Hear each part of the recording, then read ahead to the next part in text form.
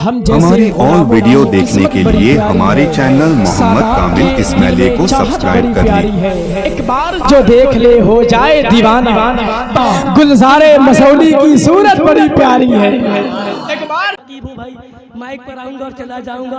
तो आइए, जो आज हमारी नामे अमल की जुल्फ़ें बिखरी हुई है, उन जुल्फ़ों को संवारने के लिए बड़ी अकीदत और मोहब्बत के साथ मैं दावत सुखन पेश करता हूँ। शहनशाह खिताबत खतीब अहले सुन्नत नाशिर मसलक आला हज़रत खतीब बेमिसाल हज़रत अल्लामा व मौलाना मुफ्ती मोहम्मद आसिफ रज़ा साहब क़िबला बरकाती से कि हुजूर माइक पर तशरीफ़ लाएँ और अपनी नूरानी हक़ानी इरफानी खिताब से हम सामाईन को नवाजें, मोहब्बत के साथ मेरी आवाज़ में अपनी आवाज़ को मिलाएं। मेरे भाई, आपका माइक चाचा बहुत अच्छा है, लेकिन आपको मैं बता दूं कि हम सिर्फ दुनियादारी मशीन वाले नहीं बल्कि रहमतुल लिल आलमीन वाले हैं। अगर साहब जो है कि मशीन का इस्तेमाल कर रहे हैं ना, तो वो बिना मशीन के हैं। मेरी आवाज़ में देखिए किस तरह वो नारा लगाएंगे।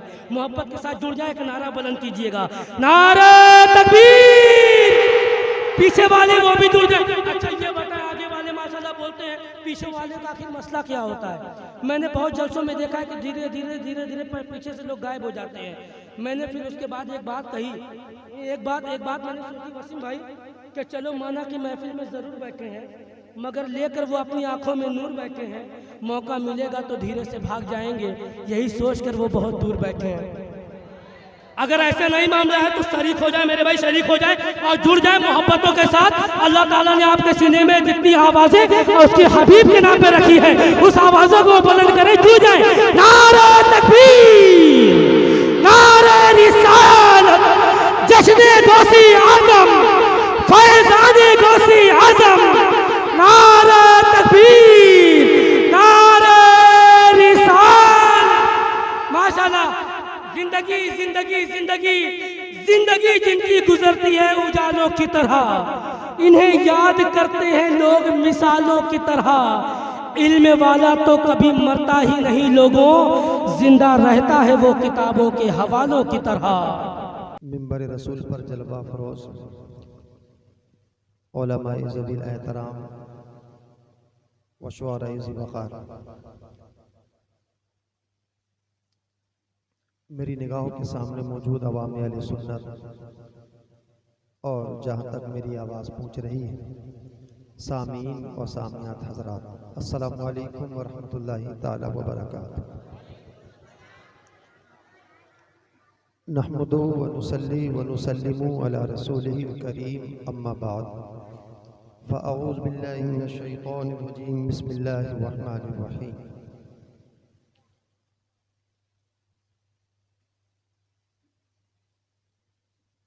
इन औलियाहु इलल मुत्तक़ून, सदक़ल्लाहुल अज़ीम व सदक़ रसूलुहुन नबियुल अमीनुल मतीनुल करीम।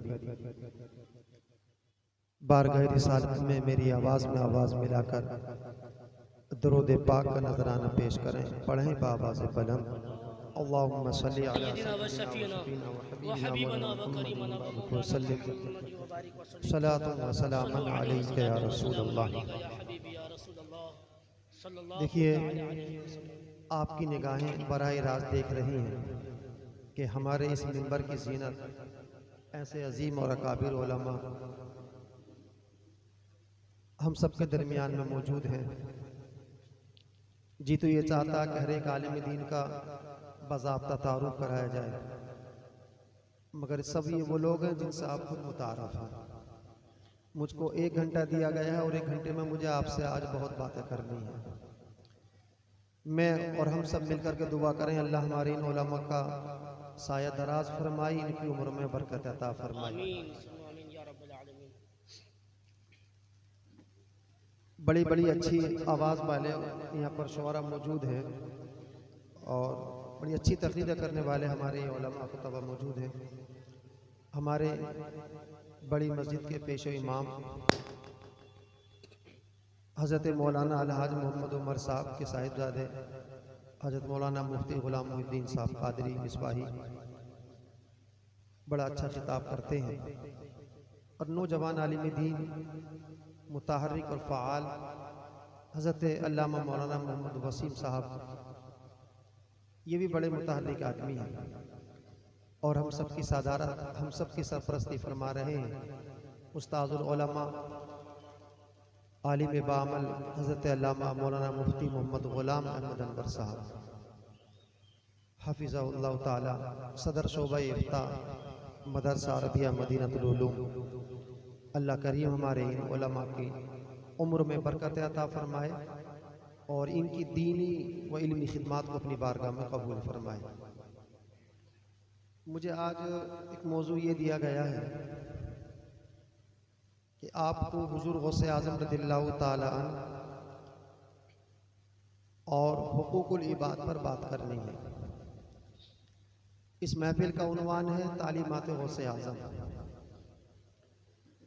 मैं अपने मुकर्ररा वक्त पर माइक छोड़ दूंगा और आपसे इस कम वक्त में बहुत सारी बातें करूंगा।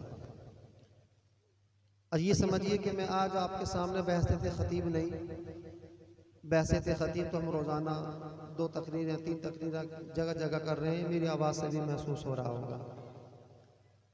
आज मैं आपसे ये समझिए कि आपकी इसी गली का बच्चा आपसे कुछ बात करना चाहता है। अगरचे मैं यहाँ इस महल्ले में पैदा नहीं हुआ, मगर मुझे ऐसा महसूस होता है कि मेरा इस गलियों से बचपन का ताल्लुक है। अल्लाह करीम हमारे इस महल्ले को आबाद रखे, इन गलियों की रौनक को सलामत रखे। आज ये महफिल हुजूर गौसे आज़म रज़ियल्लाहु ताला अन्हु के नाम से मंसूब है। मैं आज हुजूर गौसे आज़म के हवाले से आपसे कुछ बातें करना चाहता हूँ। हम जिस अजीम हस्ती के नाम पर यहाँ पर मौजूद हैं, जिस अजीम शख्सियत के नाम से यहाँ पर इस महफिल को मुनाकिद किया गया, जिनको खिराजी अकीदत पेश करने के लिए हम सब लोग अपना नर्म और गर्म बिस्तर छोड़कर यहाँ पर मौजूद हैं, इसमें कोई बात तो जरूर है। आपके शहर के चेयरमैन का इंतकाल हो जाए तो 1 साल में, 2 साल में, 4 साल में भूल जाते हैं।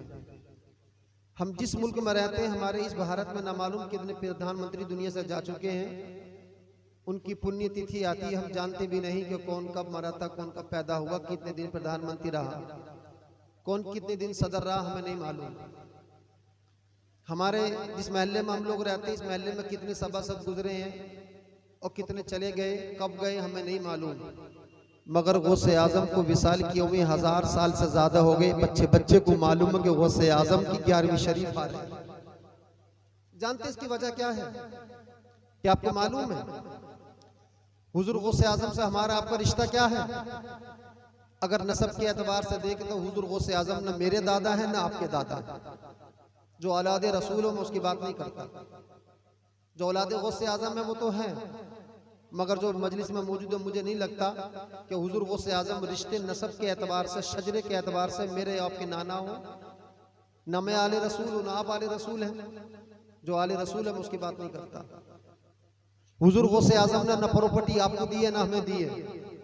हुजूर गौसे आज़म ने अपना मकान आपको दिया है न हमें दिया है। हुजूर गौसे आज़म ने अपनी ज़िंदगी की दौलत ना आपको दिया ना हमें दी है। फिर वजह क्या है कि गौसे आज़म का नाम आता है तो अपना घर छोड़ करके हम एक जगह पर आकर जमा हो जाते हैं। वजह क्या है कि गौसे आज़म के नाम पर हम सब एकदम से इकट्ठा हो जाते हैं। हमारे छोटे छोटे बच्चों को अगर आप देखें तो उनके नाम पर भी गौसे आज़म के लक़ब, अगर जवानों को देखें तो उनके नाम पर भी हुजूर गौसे आज़म की मनाक़िब उनकी ज़बानों पर जारी है। वजह क्या है, क्या दिया है गौसे आज़म ने? तो आइए मैं आपको वही बता दूं। मेरे गौसे आज़म ने हमें वो दिया है जो हमारा बाप भी नहीं दे सकता है।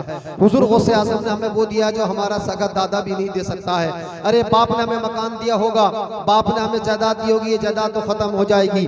गौसे आज़म ने हमें वो कुव्वत दी है, गौसे आज़म ने हमें वो ईमानी पावर दी है, गौसे आज़म ने हमें वो ईमानी शऊर दिया है, गौसे आज़म ने हमको ईमानी वो सलीका और ढंग दिया है, गौसे आज़म ने जीने का सलीका सिखाया है, गौसे आज़म ने ईमान की रूह हमारे अंदर मुंतकिल की है। हुजूर गौसे आज़म ने हमें वो सिखाया जो किसी ने नहीं सिखाया है। अरे हुजूर गौसे आज़म रहने वाले बगदाद के हैं। भारत की सरजमीन पर, भारत की सरजमीन के चप्पे चप्पे पर, भारत की सरजमीन के हर शहर में, भारत की सरजमीन पर हर गली में, आप भारत से आप जाइए पाकिस्तान की सरजमीन पर जाएं, मॉरिशस में में आप जाएं, इंग्लैंड में जाएं, बरतानिया में जाएं, मोरिटानिया में जाएं, दुनिया के जिस मुल्क में जाएं वहां पर आपको देखेंगे मस्जिद सजी हुई है हुजूर गौसे आजम के नाम पर, महफिल सजी हुई है हुजूर गौसे आजम के नाम पर, गली सजी हुई है हुजूर गौसे आजम के नाम पर, शहर सजे हुए हुजूर गौसे आजम के नाम पर। वजह क्या है? इसलिए कि अल्लाह रब्बुल इज्जत ने कायनात नबूवत में हमारे और आपके जैसे मुस्तफ़ा सल्लल्लाहु अलैहि वसल्लम जैसा कोई नबी पैदा नहीं फरमाया, और कायनात विलायत में अल्लाह करीम ने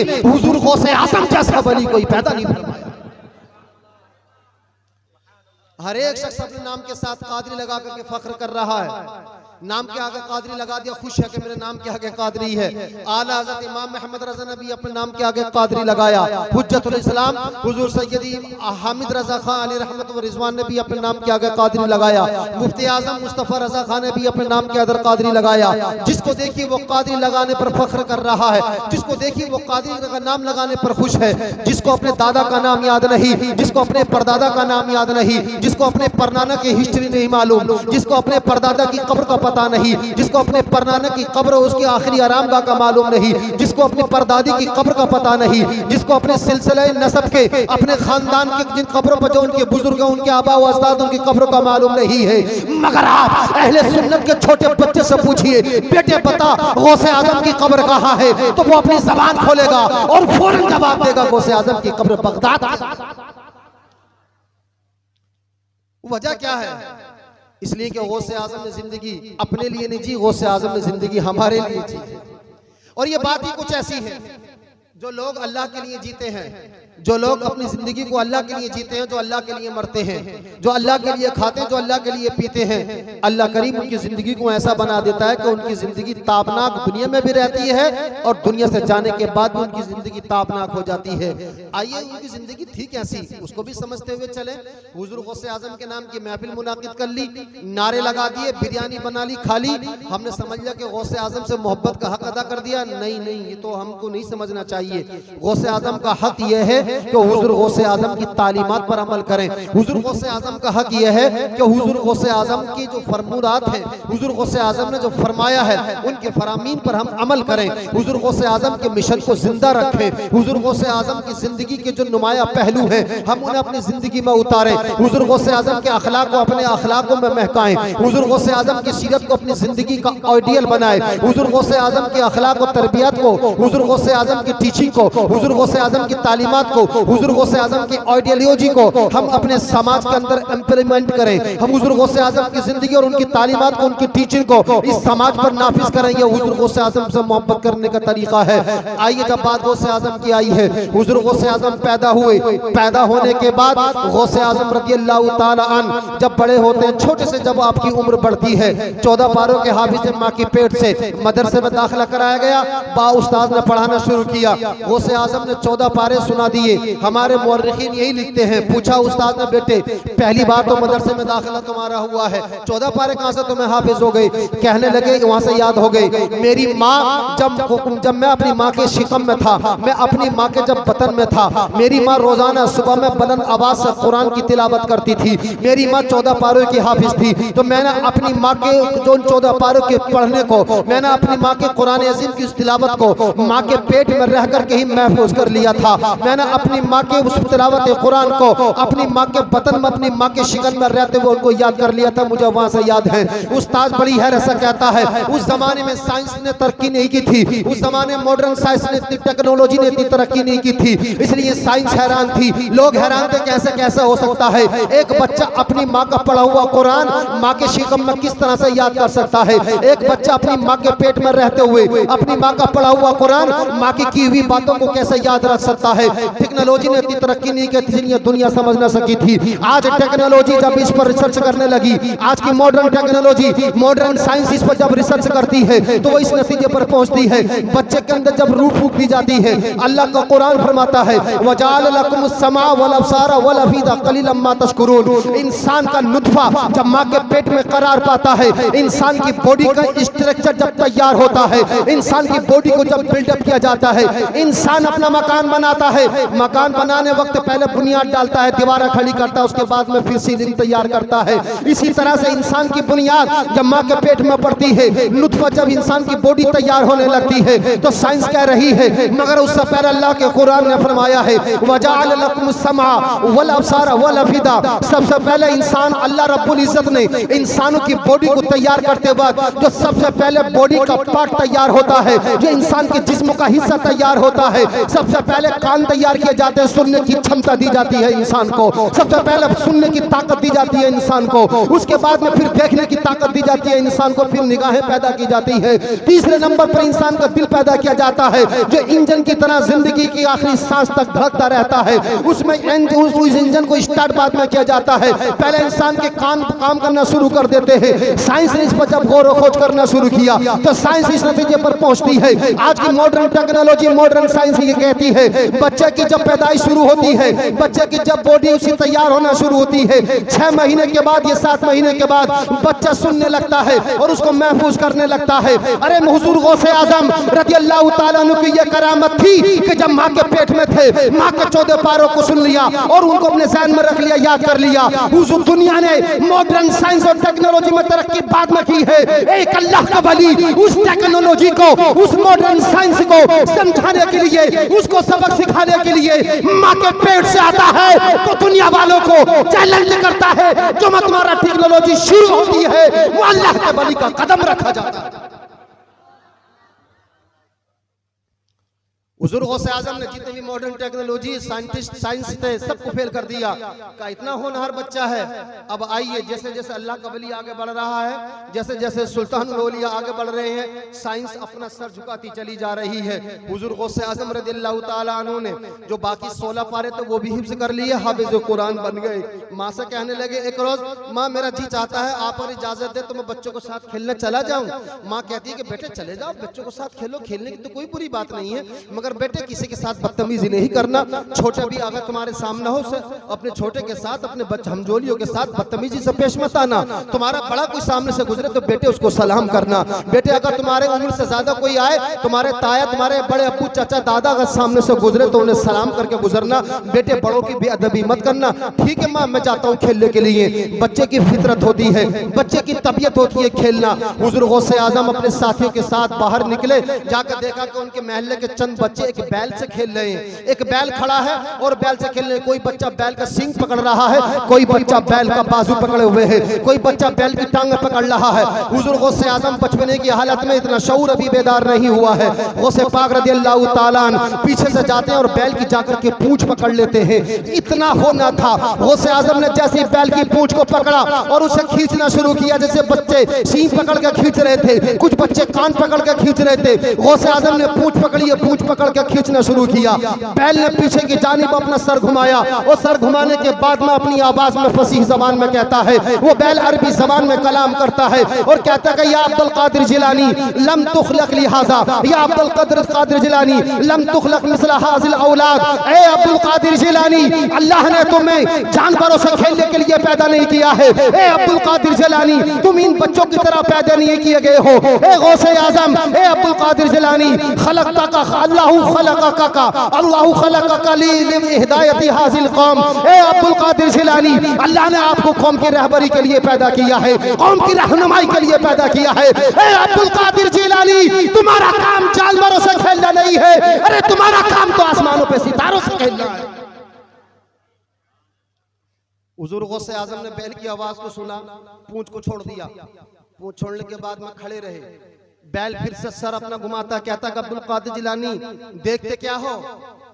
अगर बनारस की जबान में कहें तो कहते हैं कि अब्दुल कादिर जिलानी टुकुर टुकुर देखते क्या हो, देखने का मौका नहीं है। अल्लाह ने तुम्हें इंसानों की रहबरी के लिए पैदा किया है। अल्लाह ने तुम्हें गुमराह लोगों को राह रास्ते पर लाने के लिए पैदा किया है। अल्लाह ने तुम्हें सय्यदुल औलिया बना करके पैदा किया है। अरे तुम्हारा कदम बैल की पुश्त पर नहीं, तुम्हारा कदम तो अल्लाह की मखलूक, अल्लाह के वलियों के कांधे पर होगा। तुम्हारा कदम बैल की पुश्त पर नहीं अब्दुल कादिर जिलानी, तुम्हारा कदम तो औलिया इकराम की गर्दनों पर होगा। ए अब्दुल कादिर जिलानी, तुम और बच्चों की तरह पैदा नहीं किए गए हो। ये बच्चे खेलेंगे, खेलते खेलते अपनी जिंदगी गुजार देंगे, मगर गौसे आजम इनका नामो निशान ना होगा। ए गौसे आजम अब्दुल कादिर जिलानी, तुम्हें अल्लाह ने ऐसे मिशन के लिए पैदा किया है, तुम्हें ऐसी हिदायत के लिए मखलूक की ऐसी हिदायत के लिए पैदा फरमाया है कि तुम इंसानों की रहबरी करोगे। बैठोगे तुम बगदाद में, मगर सारी दुनिया में तुम्हारी तालीमात को आम किया जाएगा। बैठोगे तुम बगदाद में, मगर सारी दुनिया में तुम्हारे नाम लेवा होने वाले पैदा होंगे। दुनिया का बच्चा बच्चा तुम्हारा नाम लेने वाला पैदा होगा।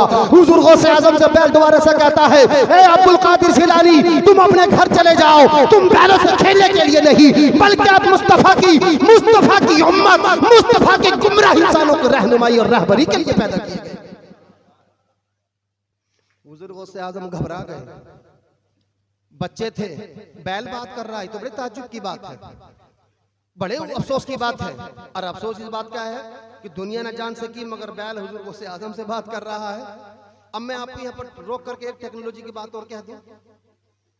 पूरी दुनिया के मुल्कों का एक बहुत बड़ा इदारा है जिसका नाम है अक़वाम मुत्तहिदा, उसको इंग्लिश में कहते हैं यूनाइटेड नेशन। यूनाइटेड नेशन, उस इदारे में दुनिया के तकरीबन 250 मुल्क उसके मेंबर हैं। जब उसकी जनरल असेंबली होती है, उसका जब प्रोग्राम होता है, तो कुछ लोग अरब से जाते हैं, कुछ लोग ईरान से जाते हैं, कुछ लोग हिंदुस्तान से जाते हैं। हर एक की ज़बान अलग अलग होती है, हर एक की तहजीब अलग अलग होती है। कोई फारसी जानता है तो अरबी जानने वाले की बात को नहीं समझता, अरबी जानने वाला फारसी बोलने वाले को नहीं समझता। मैं आपके सामने वो ज़बान बोलने लगूं जो ज़बान को आप समझते नहीं, तो जाहिर सी बात है उसका फ़ायदा क्या होगा। जान लीजिए मैं फ्रेंच जानता हूँ, क्रियोल जानता हूँ, आप नहीं जानते उसको, हम आपसे बोलने लगो आप समझेंगे? चलिए मैं आपसे पूछता हूँ कि माइए बियाऊ ओ कुफी है वो फिन मोजे अप्पा को ला, समझ में आई कुछ बात? ये फ्रेंच एक जबान है, फ्रांस में बोली जाती है, यूरोप में बोली जाती है। मैंने आपसे ये पूछा है आप ठीक हैं, खैरियत से हैं, खाना खाया नहीं खाया, बस इतनी सी बात मैंने आपको पूछी है, मगर आपको समझ में नहीं आई। इसी तरह से अरबी बोलने वाला फारसी बोलने वाले की जबान को भाषा को नहीं समझता, और जो फारसी बोल रहा है अरबी वाला उसकी भाषा को नहीं समझता, और जो इंग्लिश बोल रहा है अगर वो इंग्लिश नहीं जानता है तो हिंदी वाला उसकी भाषा को नहीं समझता, और हिंदी बोलने वाले को इंग्लिश वाला उसकी भाषा को नहीं जानता। तो यूनाइटेड नेशन में एक सबसे मोस्ट तरक्की याफ्ता एकदम मॉडर्न टेक्नोलॉजी का इस्तेमाल किया गया है। वहां पर एक पैरामीटर तैयार किया गया जिसको ट्रांसलेटर कहा गया। ट्रांसलेटर इतना हाई होता है, अगर कोई ईरान का आदमी पर्शियन में बात कर रहा है और सामने वाला आदमी हिंदी जानता है, वो पर्शियन नहीं जानता, वो उस आले को अपने कान में लगाएगा, वो ऐसा लगता है कि हिंदी में मुझे समझा रहा है। और जो हिंदी जानता है वहां पर भारत के प्रधानमंत्री हिंदी जाकर के बोलते हैं, वो सामने वाला आदमी अरबी जानता है, वो हिंदी नहीं जानता, मगर वो उस ट्रांसलेटर को अपने कान में लगाता है तो उसको तर्जुमा करके अरबी में बताया जाता है। ट्रांसलेटर वो बोल रहा है हिंदी, वो डायरेक्ट वो उसको अरबी में तर्जुमा करके बता रहा है। यानी जो एक दूसरे की जबान को नहीं समझता वो उसके लिए मुतरजिम रखा जाता है, तर्जुमा करने वाले रखे जाते हैं, तर्जुमा करके समझाते हैं। वो ट्रांसलेटर उसको बताता है कि ये बात कह रहा है, ये बात बोल रहा है। आज दुनिया ने इतनी तरक्की की है, मगर 1000 साल पहले आप अगर उसकी साइंस को देखें तो साइंस ने इतनी तरक्की नहीं की थी। आज साइंस ने चाहे कितनी भी तरक्की कर ली हो, मगर गौसे आजम के कदमों में आज भी साइंस पड़ी है। आप जरा देखिए तो सही, इंसान ट्रांसलेटर बना रहा है, तर्जुमा कर रहा है इंसान की जबान का, तर्जुमा कर रहा है अरबी से फारसी का, तर्जुमा कर रहा है फारसी से अरबी में, इंसान तर्जुमा कर रहा है हिंदी से इंग्लिश में, इंग्लिश से हिंदी में, फ्रेंच से क्रियोल में, क्रियोल से फारसी में। इसी जबान का इंसान के बोलो में जुमलों का तर्जुमा किया जा रहा है। जो इंसान बोल रहा है दूसरे इंसान को उसी की जबान को समझा रहा है। आज तक चाहे कितनी भी तरक्की कर ली हो, मगर इसकी तरक्की के बावजूद आज तक कोई ऐसा ट्रांसलेटर नहीं बना है जो इंसान के अलावा जो जानवरों की भाषा को समझा दे, जानवरों की गुफ्तगू को समझा दे, जानवरों की बात का तर्जुमा करके बता दे। कोई ट्रांसलेटर इतना मजबूत तैयार नहीं हुआ है जो कुत्ता भौंक रहा है, कुत्ता बोल रहा है, कुत्ते की गुफ्तगू को, कुत्ते की भाषा को समझा दे कि कुत्ता गाली दे रहा है, कुत्ता दुआ कर रहा है, बैल क्या बोल रहा है, गाय क्या कह रही है, कुत्ते क्या भौंक रहे हैं, बिल्ली क्या बोल रही है। आज तक कोई ऐसा ट्रांसलेटर तैयार नहीं किया गया है। मगर गौसे आजम की करामत देखिए, हुजूर गौसे आजम छोटे से बचपन में है, एक बैल एक जानवर गुफ्तगू कर रहा है, अरबी जबान में गुफ्तगू कर रहा है। हुजूर गौसे आजम रज़ी अल्लाह तआला अन्हु को तर्जुमा करने वाली कोई चीज नहीं है, डायरेक्ट जानवर बात कर रहा है और बैल बच्चे खेल रहे कोई नहीं समझा। गौसे आजम से बात की जा रही है, हुजूर गौसे आजम समझ रहे हैं ये है अल्लाह के वली की पावर। अरे अल्लाह के वली को किसी तर्जमान की जरूरत नहीं है। अल्लाह का जो वली होता है वो हर एक की ज़बान को समझता है, हर एक की भाषा को जानता है। हुजूर गौसे पाक रज़ियल्लाहु ताला जब बैल की बात सुनते हैं वो घबरा जाते हैं। अब जाहिर सी बात है कि वो बच्चा हो, अब सब जानवर बात करने लगे तो घबराएगा ना, नई चीज एकदम से बिल्कुल। गौसे आजम घबरा जाते हैं, जल्दी से माँ के पास आते हैं। वालिद तो इंतकाल कर चुके थे, माँ के पास आए, सोचा कि माँ से जाकर के बात जिक्र करूंगा। घर में आए, देखा माँ को आवाज दी, घर में माँ भी न मिली और हर तरफ से आपको लब्बैक अल्लाहुम्मा लब्बैक ला शरीका लक इन्नल हम्दा वन निअमता वल मुल्क लक, हर तरफ से इस तरह की आवाजें आ रही हैं। लब्बैक अल्लाहुम्मा लब्बैक की सदाएं कानों में टकरा रही हैं गौसे आजम के। और ज्यादा ताज्जुब में पड़ गए, हमारे घर में कौन आ गया? अब्बा भी नहीं है, माँ भी नजर नहीं आ रही और लब्बैक अल्लाहुम्मा लब्बैक कौन बुलंद कर रहा है सदाएं? गौसे आजम ये तलाश करने के लिए मकान की छत पर चढ़े। मकान की छत पर जाकर के देखा, हो सकता है कि माँ मकान की छत पर हो, वो पढ़ रही हो। मकान की छत पर जाकर के देखा तो हुजूर गौसे आजम की माँ वहां भी नहीं है, मगर वहां भी लब्बैक अल्लाहुम्मा लब्बैक की सदाएं बुलंद हो रही है। हर तरफ से लब्बैक अल्लाहुम्मा लब्बैक की आवाज आ रही है। हर जानिब से पढ़ने वाले नजर आ रहे हैं। पढ़ कौन रहा है ये कुछ दिखाई नहीं दे रहा है। गौसे आजम घबरा जाते हैं, मगर देखते हैं कुदरत जिसको बड़ा बनाती है उसकी तरबियत और उसकी तहजीब भी उसी तरह से होने लगती है। गौसे आजम घबराए, कौन आवाज दे रहा है? एक निदा आई, को कहने वाला कह रहा है कि अब्दुल कादिर जिलानी, क्या तुम्हें नजर नहीं आ रहा है कि ये कौन पढ़ रहे हैं? जरा से निगाह उठाओ, सामने देखो, गिलान की सरजमीन है, मुल्क ईरान में गिलान है। उस गिलान में एक गांव, उसमें मुल्क ईरान में एक गिलान है, गिलान एक गांव है, उस गांव में उनका घर है। उस घर की छत पर खड़े हुए सुन रहे हैं। कोई कहने वाला कह रहा है कि अब्दुल कादिर जिलानी अपनी निगाह को सामने उठाओ और देखो। जब काबे किबले की जानिब अपनी निगाह को उठाया तो देखा कि किबले की काबे की तब का मक्कतुल मुकर्रमा की सरजमीन तक जितने हिजाबात थे वो सब उठा लिए गए हैं। 9 ज़िलहिज्जा का दिन था। सय्यदी सरकार हुजूर गौसे आज़म रज़ियल्लाहु ताला अपनी मकान की छत पर खड़े हैं और मकान की छत पर खड़े हुए काबतुल मुकर्रमा को अपनी निगाहों से देख रहे हैं। सुभान अल्लाह, काबतुल मुकर्रमा नजर आ रहा है। काबतुल मुकर्रमा में हाजी लोग जो हज करने के लिए गए हैं तवाफ करते हुए नजर आ रहे हैं। सारे के सारे एक ही ड्रेस में अहराम शरीफ में नजर आ रहे हैं। और भी देखा, कहा कि थोड़ा सा और आगे देखो, और निगाहों को आगे उठाया तो देखा कि मकाम अरफात है। मैदान अरफात में सारे हाजी लोग, जो लोग हज करने के लिए गए, मैदान अरफात में लब्बैक अल्लाहुम्मा लब्बैक की सदाएं बुलंद कर रहे हैं। हुजूर गौसे आजम कहां पर खड़े हैं अपने घर में। घर कहां है? ईरान में। ईरान में एक मकाम है, गांव है गिलान, वहां पर खड़े हुए हैं। न मालूम कितने सैकड़ों मीटर, हजारों किलोमीटर दूर मक्कतुल मुकर्रमा है, काबे की सरजमीन है। मगर हजरत हुजूर गौसे आजम रज़ियल्लाहु ताला अन्हु की मॉडर्न साइंस देखिए, आप टेक्नोलॉजी देखिए। गौसे आजम, अगर हम यहाँ पर बैठे हैं, लाइव टेलीकास्ट कोई प्रोग्राम चल रहा हो अमेरिका में, तो हम स्क्रीन के मोहताज है। स्क्रीन ना हो तो वो प्रोग्राम नजर नहीं आएगा। अगर लाइट ना हो, करंट ना हो, इलेक्ट्रिसिटी ना हो तो हमें वो प्रोग्राम नजर नहीं आएगा। मगर गौसे आजम के सामने कोई स्क्रीन नहीं है, हुजूर गौसे आजम के सामने कोई तस्वीर नहीं है। हुजूर गौसे आजम के सामने लाइव टेलीकास्ट हो रहा है, सामने अपनी निगाहों से देख रहे हैं। अल्लाह रब्बुल इज्जत ने वो कुव्वत और ताकत दी है। घबराए हुए फौरन मकान की छत से नीचे आए। माँ मिल गई, माँ से लिपट कर कहने लगे, ए माँ, मैंने अभी अभी एक बड़ा अजीब मंजर देखा है। मैं बाहर गया था तो मुझसे बैल गुफ्तगू कर रहा था। वो कह रहा था, या अब्दुल कादिर जिलानी लम तुखलक लिहाजा, बैल ने मुझसे कहा कि बेटे, ए अब्दुल कादिर जिलानी, तो इस काम के लिए पैदा नहीं किए गए हो। ए माँ, मकान की छत पर चढ़ा तो मुझे काबा नजर आ रहा था, मुझे हाजी लोग नजर आए थे, लब्बैक अल्लाहुम्मा लब्बैक की सदाएं बुलंद करने वाले नजर आ रहे थे। माँ ने अपने सीने से लगा लिया। माँ भी अपने जमाने की अल्लाह की बलिया थी, समझ गई, पहचान गई कि मेरा बेटा कोई मामूली बेटा नहीं है। अल्लाह ने इसको मज़ीद मकाम और मर्तबा देकर के पैदा फरमाया है। अल्लाह करीम इसके मुस्तक़बिल को रोशन फरमाने वाला है, कोई मामूली बेटा नहीं है। माँ ने सीने से लगाया।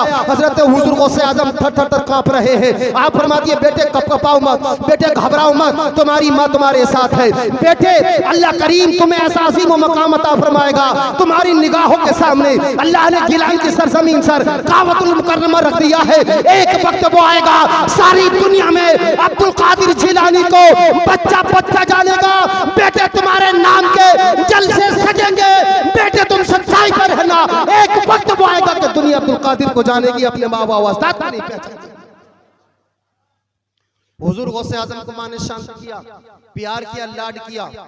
कुछ 2-4 हफ्ते, 4 दिन, 10 दिन, 20 दिन, 1 महीना, 2 महीना गुजर गए। गुजरने के बाद में हुजूर गौसे आजम माँ से कहते हैं, माँ मेरा जी चाहता है कि मैं इल्म दीन हासिल करूं। कोई बच्चा अपनी माँ से कहे कि मैं चाहता हूँ हाफिज कुरान बनूं, आलिम दीन बनूं, तो कोई माँ कहेगी कि नहीं नहीं, मैं समझता हूँ ऐसी तो कोई मुसलमान माँ नहीं होगी। बाप नहीं है, माँ से कहते हैं कि माँ मैं इल्म दीन हासिल करना चाहता हूँ। बेटे क्या पढ़ोगे? कहते हैं कि माँ मैं मुफस्सिर बनना चाहता हूँ, मैं मुहद्दिस बनना चाहता हूँ, मैं सूफिया की तालीमात को पढ़ना चाहता हूँ। माँ कहती है बेटे यहाँ तो कोई इतना बड़ा मदरसा नहीं है। कहने लगा हाँ माँ मैं आपसे कहना चाहता हूँ, बगदाद में एक बहुत बड़ा मदरसा जामिया निज़ामिया, मेरे कुछ साथी वहाँ पढ़ने के लिए जा रहे हैं, अगर आपकी इजाज़त हो तो मैं चला जाऊँ।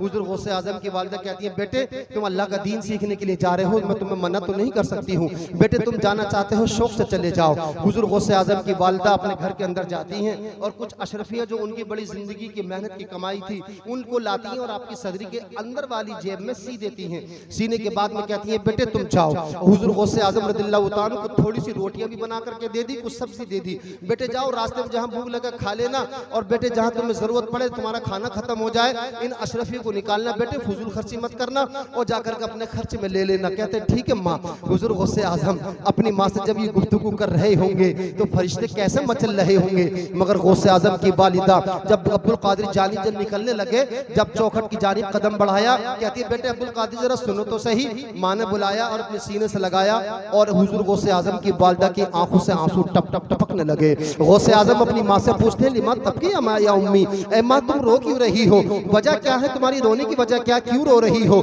गौसे आजम की वालिदा कहती है बेटे तुम ये समझ रहे हो कि तुम्हारी जुदाई पर रो रही हूँ? नहीं बेटे तुम्हारी जुदाई पर मैं नहीं रो रही हूँ, बेटे मैं तुम्हारे जाने पर नहीं रो रही हूँ, तुम तो अल्लाह का दीन सीखने के लिए जा रहे हो, तो बड़ी खुशी की बात है, मगर बेटे मेरे रोने की वजह यह है, मेरी आंखों में से आंसू आए हैं ना, वो आंसू आने की बड़ी वजह यह है बेटे तुम जा रहे हो रास्ते में तुम्हारे सामने मेरी निगाहें देख रही हैं कि बड़े मुश्किल हालात आने वाले हैं, तुम्हारी निगाहों के सामने तुम्हारे हालात मेरी निगाहें देख रही हैं, तुम्हें डाकुओं को भी साफा पड़ेगा, चोर भी तुम्हारे सामने आएंगे, वो चक्कर लफंगे भी तुम्हारे निगाहों के सामने आएंगे, लोग तुम्हारा रास्ता रोकने की कोशिश करेंगे, बेटे मेरी निगाहें देख रही हैं। क्यों ना देखती जब बेटा अब्दुल कादिर जिलानी जमीन पर बैठकर अर्शे मुअल्ला देख रहा हो, जिसका बेटा जमीन पर रह करके लोहे महफूज पर नजर रखता हो, तो उसकी माँ की नजरें क्यों सामने वाले हालात पर नहीं होंगी? गौसे आजम की वालिदा अपने बेटे को समझाती है बेटे मैं तुम्हें वसीयत करती हूँ, तुम चाहे पढ़ाई में मेहनत करोगे ये नहीं करोगे तुम्हारी मर्जी है, तुम कितनी मेहनत से करोगे ये तुम्हारा अपना मैटर है, कितनी मेहनत से तुम पढ़ोगे तुम्हारा मामला है, तुम नमाज पाबंदी करोगे मैं जानती हूँ,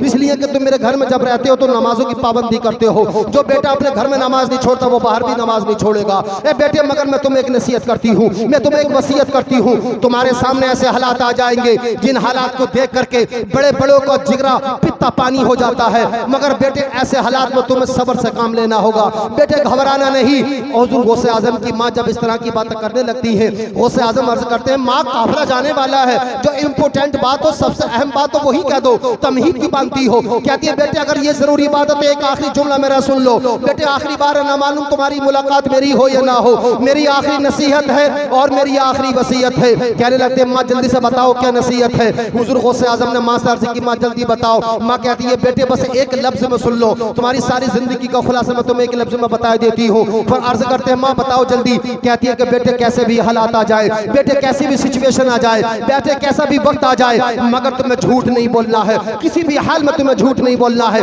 तुम्हारी गर्दन भी अगर कट जाए तो झूठ नहीं बोलना है, इसलिए कि तुम इमाम हसन के नवासे हो, इसलिए कि तुम मुस्तफा ताजदार कायनात के शहजादे हो, इसलिए तुम मौला कायनात के शहजादे हो। बेटे तुम अपने बाप हजरत अबू सालेह के बेटे हो, तुम मौला कायनात के शहजादे हो, तुम्हारी जबान पर झूठ नहीं आना चाहिए। डाकू अगर तुम्हारी गर्दन पर तलवार भी रख दे तो बेटे झूठ बोलना नहीं है, अगर चोर आ जाए तुम्हारी गर्दन को मरोड़ भी दे तो बेटे झूठ नहीं बोलना है। चूंकि गौसे आजम की माँ जानती थी कि बेटे को अशरफे दी है, पैसों के मामले तो कोई भी झूठ बोल देता है, मगर नहीं, हुजूर गौसे आजम रज़ियल्लाहु ताला अन्हु अपनी माँ की बात सुनते हैं और कहते हैं कि माँ आप घबराओ मत, अगर मेरी जान भी चली जाएगी तो झूठ नहीं बोलूंगा। माँ अगर मेरी जान भी चली जाएगी, दौलत तो बहुत बड़ी बात है, अगर मेरी जान भी चली गई तो माँ मैं उस दौलत को बचाने के लिए, उस जान को बचाने के लिए मैं अपने नाना ताजदार कायनात को रुसवा नहीं करूंगा, मैं मौला कायनात हैदर कर्रार को रुसवा नहीं करूंगा, मैं आपकी माँ हज़रत फातिमा तो ज़हरा को रुसवा नहीं करूंगा, इमाम हसन इमाम हुसैन को रुसवा नहीं करूंगा, मैं आपके किरदार पर कोई भी हर्फ नहीं आने दूंगा। माँ तुम्हारी वसीयत पर तुम कलमा नसीहत पर अमल करूंगा। हुजूर गौसे आजम की माँ ने कितनी बड़ी वसीयत की है, कितनी बड़ी नसीहत की है। नसीहत तो ये होनी चाहिए थी, बेटे तुम पढ़ने के लिए जा रहे हो, पढ़ाई में मेहनत करना, पढ़ाई में जी मत चुराना, बेटे उस्ताद सबक दे, उस सबक को अच्छे से याद करना, ये वसीयत करनी चाहिए थी। मगर कह रही है झूठ ना बोलना। आप जरा गौर कीजिए तो सही, आप जरा तवज्जो तो दीजिए गौसे आजम की माँ की नसीहत पर। जो नसीहत की जा रही है वो कितनी गहरी नसीहत है, जो वसीयत की जा रही है वो कितनी बड़ी पामाना वसीयत है, जिसने इनकलाब बर्पा कर दिया है। गौसे आजम की एक माँ की एक लफ्ज की वसीयत ने गौसे आजम की जिंदगी में ही नहीं बल्कि पूरे मुआशरे को बदल कर रख दिया है, पूरे मुआशरे में इनकलाब बर्पा कर दिया है, सारी दुनिया में इनकलाब बर्पा कर दिया है, आलम तसव्वुफ में इनकलाब बर्पा कर दिया है, आलम हदीस में इनकलाब बर्पा कर दिया है, आलम तफसीर में मुफस्सिरीन की जमात में गौसे आजम ने इनकलाब बर्पा कर दिया है। अपनी माँ की नसीहत को गांठ में बांधा और चल दिए डाकू रास्ते में पड़ते हैं। वाकया सुना होगा आपने, वाकया सुनाना मकसद नहीं है, आपको बताना यह चाहता हूँ। डाकुओं ने जब आपकी तलाशी ली, वो तलाशी लेने के बाद में थक गए, पूछा कुछ है, कहने लगे 40 अशरफियां हैं। डाकुओं की निगाहें फटी की फटी रह गई। 40 अशरफियां तो बहुत बड़ी दौलत है और ये बच्चा झूठ भी नहीं बोल रहा है। वो लेकर अपने सरदार के पास जाते हैं, सरदार से कहते हैं ए सरदार ये बच्चा बड़ा अजीबोगरीब मालूम होता है, छोटा सा बच्चा है मगर इतनी बड़ी बात कह रहा है, हमें यकीन नहीं होता। कहा कि क्या बोलता है? क्या ये कहता है कि मेरे पास 40 अशरफियां हैं। बच्चे को बुलाया, गौसे आजम को अपने सीने से लगाया। डाकू ने, बदमाश ने, सरदार ने पूछा कहाँ है 40 अशरफियां? हुजूर गौसे आजम ने सदरी को उतारा, जेब को फाड़ा, निकाल कर 40 अशरफियां डाकू के हाथ पर रख दी। इतना देखना था, डाकू का दिल बदल गया, इनकलाब बर्पा हो गया। डाकू की अंदर की जमीन बदल गई, अंदर की जमीन पर जलजला आ गया। जो डाकू खड़े थे 40 डाकू भी हैरत के मारे देखने लगे और निगाहें फटी की फटी रह गई। अरे एक छोटा सा बच्चा इतना बड़ा सच्चा है। जो जिस कौम का बच्चा इतना सच्चा हो वो कौम कितनी सच्ची होगी। जिस दीन का बच्चा इतना सच्चा हो वो दीन कितना सच्चा होगा। अरे जिसका नवासा इतना सच्चा हो उसका नाना कितना सच्चा होगा, जिसका पोता इतना सच्चा हो उसका दादा कितना सच्चा होगा। अंदाजा लगा रहे हैं। पूछते हैं बेटे तुम झूठ क्यों नहीं बोलते, तुमने ये क्यों नहीं कह दिया कि मेरे पास कुछ नहीं है, हमें तो कुछ मिलता भी नहीं। गौसे आजम कहने लगे जब मैं चला था अपने घर से मेरी माँ ने फरमाया था कि बेटे झूठ नहीं बोलना है। मेरी माँ ने कहा था कि बेटे कोई भी हालात आ जाए झूठ नहीं बोलना है, इसलिए मैंने अपनी माँ की नसीहत को वसीयत को सामने रखा है। वो डाकू कहता है कि बेटे ये 40 अशरफियां तो तेरे लिए बहुत बड़ी बात है, तू बच्चा है, मुसाफिर है, हमारे लिए कोई बड़ी बात नहीं है। मगर बड़ी बात हमारे लिए ये है कि एक छोटा सा बच्चा अपनी माँ की नसीहत को इतनी मुकम्मल मजबूती के साथ अमल में ला रहा है। एक छोटा सा बच्चा अपनी माँ की वसीयत को हम डाकुओं के सामने घबरा भी नहीं रहा है, आंखों में आंखें डाल कर बात कर रहा है। किस खानदान का बच्चा है? वो सरदार कहता है कि बेटे तूने हमारी जिंदगी को बदल दिया है। बेटे मेरी जिंदगी के तकरीबन 65 साल इसी डकैती में गुजर चुके हैं, झूठ बोलते गुजर चुके हैं, नमाज़ छोड़ते गुजर चुके हैं। मैं अभी मुसलमान हूँ, कलमा पढ़ता हूँ, मगर बेटे मैं रात दिन झूठ बोलता हूँ, मगर तूने मेरी जिंदगी को बदल दिया है। कहते हैं कि बेटे तू कौन है हम नहीं जानते, तू किस खानदान से ताल्लुक रखता हम नहीं जानते, तेरा ताल्लुक किस परिवार किस फैमिली से हम नहीं जानते, मगर इतना जरूर जानते हैं तू जिस खानदान से है वो खानदान बहुत खूबसूरत होगा। अरे जो तेरा शजरा है वो शजरा दुनिया का सबसे आला शजरा। वाह वाह वाह वाह, सुभान अल्लाह सुभान अल्लाह। और डाकू कहता है कि बेटे मुझे भी तौबा करा ले और तौबा करके अपने साथ रख ले। गौसे आजम की जिंदगी में जो वसीयत, गौसे आजम को जो उनकी माँ ने वसीयत की थी दुनिया का तख्ता पलट दिया है।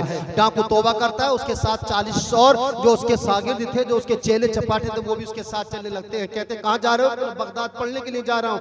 तो डाकू कहते हैं कि हम भी तुम्हारी खिदमत में चलेंगे। आओ वो लोगों जिनको अल्लाह ने बेटे ये बेटियां दी हैं, जो शादीशुदा हैं, साहिब औलाद, मैं आपसे वो कहना चाहता हूँ अगर गौसे आजम के नाम पर अगर तुम मजलिस जमा रहे हो, गौसे आजम के नाम पर अगर तुम महफिल मुनक़िद कर रहे हो, गौसे आजम के नाम पर अगर तुम गौसे आजम तालीमात गौसे आजम को समझना चाहते हो, यहीं आपको एक पॉइंट पर रोक कर आपको मैं कहना चाहता हूँ आज हम अपने बच्चों को क्या तालीम दे रहे हैं, आज हम अपने बच्चों को क्या सिखा रहे हैं, आज हम अपने बच्चों को कौन सी तालीम और तरबियत दे रहे हैं। हमारे घरों का हाल तो ये है, तकरीबन सब घर का हाल ये है कि अगर दरवाजे पर कोई आदमी कुंडी बजा दे, पूछते हैं कि कौन है, तो बाप कहता है, अगर उससे मिलना नहीं तो बाप कहेगा जाओ जाकर कह दो कि अब्बू घर पे नहीं है। छोटा सा बच्चा मन का बड़ा सच्चा होता है, वो जाकर कह देता है ऐसे ही कि अब्बू कह रहे हैं कि जाकर कह दो कि अब्बू घर पर नहीं है। किसी का फोन आ जाए, अगर बात करने का मूड नहीं है तो हम अपने बच्चों से कहते हैं फोन दबा करके कह दो कि अब्बू सो रहे हैं। हम अपने बच्चों से ये कह रहे हैं। हमारे बच्चे ऐसा नहीं है कि ना समझ है, वो छोटे छोटे बच्चे अपने माँ बाप की हरकतों को ऑब्जर्व करते हैं, अपने बच्चों की हरकतों को कॉपी करते हैं, अपने माँ बाप की हरकतों को वो देखते हैं। उनके माँ बाप अगर सच बोलते हैं तो बच्चे भी सच्चे पैदा होते हैं, माँ बाप अगर झूठ बोलते हैं तो बच्चे भी झूठे पैदा होते हैं। जिन घरों का माहौल अच्छा नहीं होता, उनके बच्चों की तरबियत अच्छी नहीं होती, जिन घरों का माहौल झूठ पर मबनी होता है, उन घरों के बच्चे भी जब बाहर निकलते हैं तो झूठ बोलते हैं। जिन घरों में फसाद होता है उनके बच्चे जब गलियों में जाते तो फसाद मचाते फिरते हैं। जिन घरों के अंदर माहौल गौसे आजम की तालीमात पर अमल नहीं होता है, जिन बच्चों में शोहर अपनी बीवी को गाली देता हो तो वो बच्चे भी जब निकलते हैं तो वो रास्तों में गलियारों में गलियाते हुए निकलते हैं। जिन घरों के अंदर लड़ाई झगड़े होते हैं उनके बच्चे जब बाहर निकलते हैं, अगर दुकान पर बैठे तो दुकान पर लड़ते हुए नजर आते हैं, रास्ते में खड़े जाते तो वही गलियाते हुए नजर आते हैं। क्या आपने कभी महसूस किया है? आप जरा मैं आपकी तवज्जो दिला देता हूँ। एक छोटा सा बच्चा है, माँ नमाज पढ़ने के लिए खड़ी होती है तो वो छोटा सा बच्चा, बेटा हो या बेटी, वो नहीं जानता है कि मेरी माँ क्या कर रही है, वो नहीं जानता कि मेरी माँ रुकू कर रही है, वो नहीं जानता कि मेरी माँ सजदा कर रही है। उसे ये भी मालूम नहीं कि हमारा माबूद कौन है, उसे ये भी पता नहीं कि रुकू में पढ़ा क्या जाता है, उसे ये भी पता नहीं कि सजदे में क्या पढ़ा जाता है, उसे ये भी पता नहीं कि रुकू में सुभान रब्बिल आला का मतलब क्या है, उसे ये भी मालूम नहीं है कि सुभान रब्बिल अज़ीम का मतलब क्या है, अत्तहियात किसे कहते हैं, किसके लिए सजदे होते हैं। मगर माँ को देखता है बच्चा, माँ नमाज पढ़ती है तो बच्चा भी आकर के हाथ बांध के खड़ा हो जाता है। माँ की निगाहें किबले की जानिब, बच्चे की निगाहें माँ की जानिब होती है। माँ झुकती है, बच्चा भी झुक जाता है। माँ सजदे में जाती है, बच्चा भी सजदे में चले जाता है। माँ कयाम में खड़ी होती है, बच्चा भी कयाम में खड़ा हो जाता है। वो ये देखता है कि मेरी माँ जो कर रही है मुझे वही करना है। ऐ मुसलमानों, तुम्हारी नमाजों को तुम्हारे बच्चे अगर कॉपी कर सकते हैं तो तुम्हारे सोने को भी तुम्हारे बच्चे कॉपी करेंगे। फजर की नमाज हो रही है, तुम अपने घरों में सो रहे हो, बच्चे तुम्हें ये भी कॉपी कर रहे हैं। तुम झूठ बोल रहे हो, बच्चे तुम्हें ये भी कॉपी कर रहे हैं। तुम सच बोल रहे हो, बच्चे तुम्हें ये भी कॉपी कर रहे हैं। तुम घर में गालियां दे रहे हो एक दूसरे को, तुम्हारे बच्चे तुम्हें इस बात को भी कॉपी कर रहे हैं। तुम अपने बच्चों को बनाना क्या चाहते हो? तुम अपने बच्चों को बदमाश बनाना चाहते हो तो घर के माहौल को गंदा कर लो। तुम अपने बच्चों को गुलाम गौसे आजम बनाना चाहते हो तो अपने घर के अंदर गौसे आजम की तालीमात का नक्शा उतार लो। इंशाअल्लाह तुम्हारे बच्चे गुलाम गौसे आजम बनेंगे। मुसलमानों, अपने बच्चों को बेहतरीन तालीम दो, मगर तालीम का मतलब ये मत समझो कि आपने मदरसे में जाकर दाखिला करा दिया, स्कूल में जाकर दाखिला करा दिया, वहाँ पर निसाब पढ़ाया जाता है, वहाँ किताबें पढ़ाई जाती हैं, किताबों को पढ़ाने के बाद में सर्टिफिकेट दे दिया जाता है कि हमने ये पढ़ाया है, हमने इसको फारिग कर दिया। लेकिन जो तालीम तरबियत होती है, जो तहजीब व सकाफत होती है, जो बेहतरीन तालीम होती है, जो सही तरबियत होती है, जो सही सकाफत होती है, जो सही नेचर होता है, जो सही तहजीब होती है, वो तहजीब बच्चों को अपने माँ बाप के घर से मिलती है, वो तालीम उनके घर से होती है, वो तहजीब उनके घर से मिलती है, वो सकाफत उन्हें घर से मिलती है, वो तालीम और तमद्दुन उन्हें घर से मिलता है। माँ बाप अगर घर में अगर झूठ बोलते हैं तो बच्चे मदरसे में भी अगर पढ़ने जाएंगे तो वहाँ भी झूठ बोलेंगे। वो उस्ताद पूछेगा तुमने सबक याद क्यों नहीं किया, बच्चे कह देंगे बुखार आ गया था। जिन घरों में सच बोला जाता हो उनके बच्चे बाहर जाकर भी कभी झूठ नहीं बोलेंगे। अगर तुम चाहते ये हो तुम्हारे बच्चे गुलाम इमाम अहमद रजा बने तो तुम्हें हजरत मुफ्ती नकी अली खां की तालीम और तरबियत पर अमल करना होगा। तुम चाहते ये हो तुम्हारे बच्चे मुस्तफा रजा खां मुफ्ती आजम के किरदार का मालिक बने तो तुम्हें भी हजरत इमाम अहमद रजा खां का किरदार अपनाना होगा। तुम चाहते ये हो तुम्हारे बच्चे गुलाम गौसे आजम बने तो तुम्हें सबसे पहले शेख अबू सालेह के किरदार को अपनाना होगा। ऐ माओ, तुम चाहती ये हो तुम्हारे बच्चे अपने जमाने के इस्लाम के बेहतरीन मुबल्लिग बने, तुम चाहती ये हो तुम्हारा बच्चा जिन राहों से गुजरे तुम्हारा नाम रोशन हो तो तुम्हें भी उम्मुल खैर के किरदार को अपनाना होगा। तुम चाहती ये हो तुम्हारा बच्चा इमाम हुसैन का गुलाम बने तो तुम्हें फातिमा ज़हरा के किरदार को अपनाना होगा।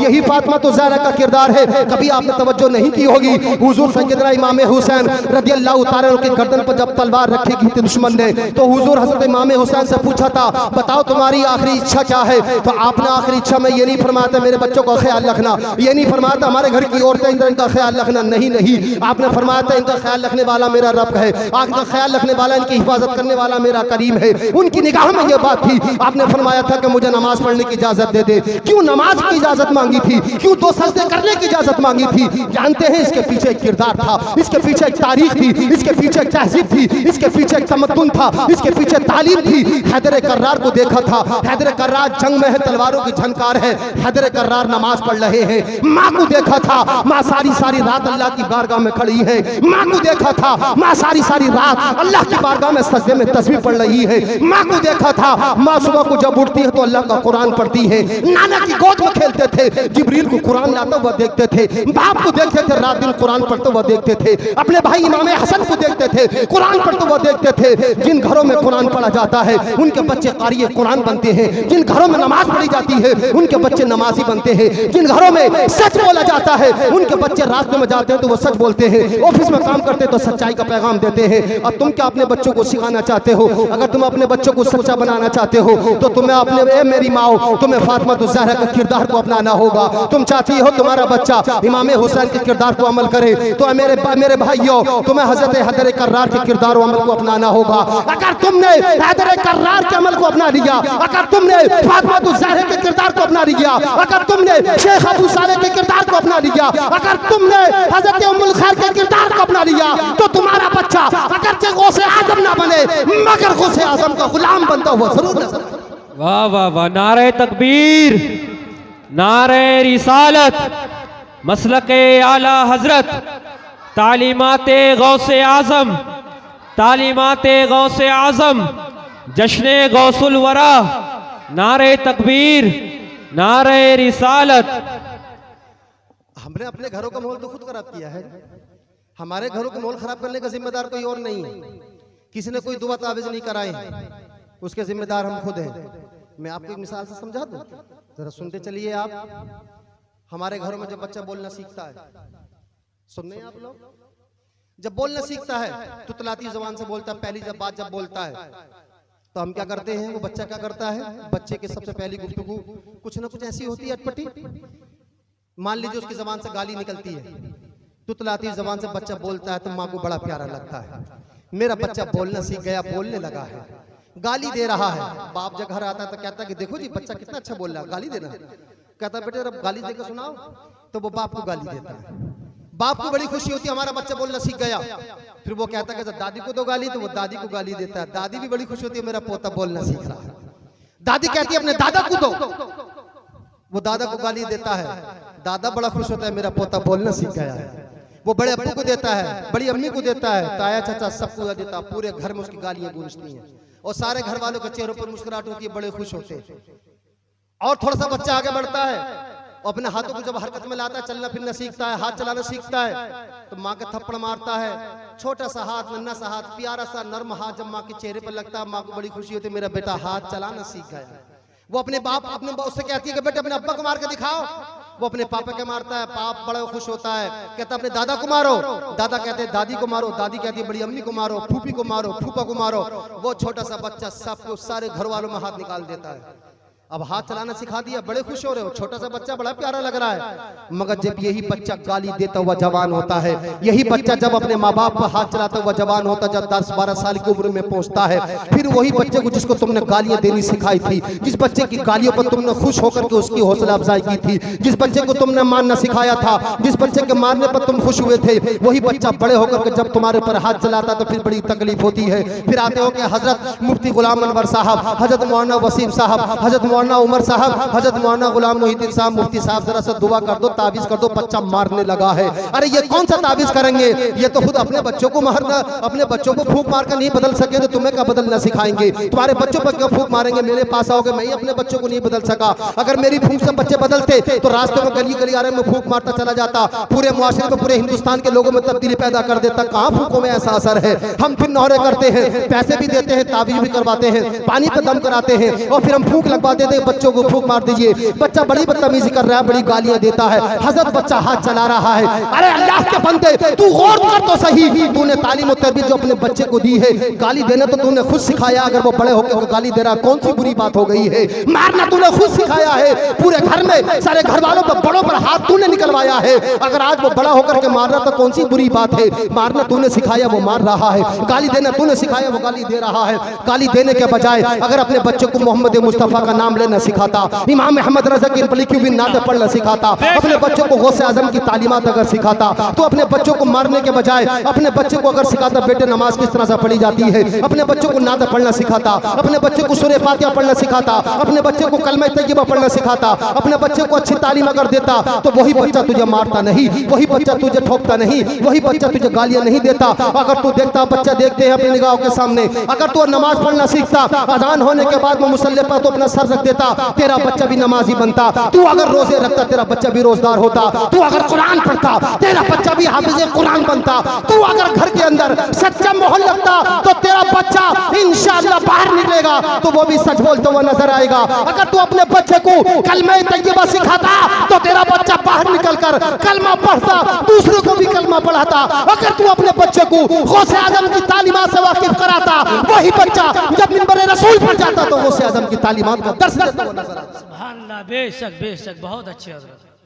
आपके ऊपर अपनी तालीम से आप कुत्ता बना दीजिए या अपनी तालीम से आप उसको शेर बना दीजिए, आपके ऊपर है। शेर का बच्चा शेर पैदा होता है, कुत्ते का बच्चा कुत्ता होता है। शेर का कभी कुत्ता पैदा नहीं होता और कुत्ते का कभी शेर पैदा नहीं होता, मगर इंसान को अल्लाह ने शेर बनाया है और मुसलमान को तो अशरफुल मखलूकात में भी अशरफ बनाया है, मोमिन बनाया है, खैर उम्मत का लक़ब दिया है।